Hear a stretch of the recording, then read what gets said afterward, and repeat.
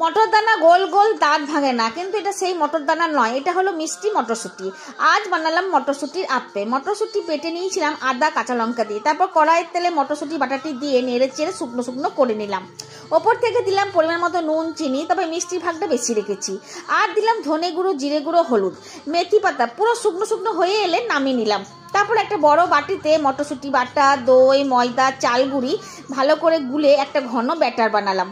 তারপর এই বাটি সাজানো যে তাওয়াটা আছে সেটাকে চাপিয়ে তাতে অল্প সাদা তেল দিয়ে মটরশুঁটি মাখা সেই ব্যাটারটি হাতার সাহায্যে ঢেলে ভেজে নিলাম।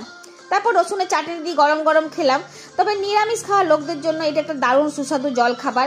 এমনিতে নুন, মিষ্টি, ঝাল, মশলার গন্ধ সব মিলিয়ে খেতে হয়েছিল দুর্দান্ত, আর চটজলদি একটা রান্নাও বটে।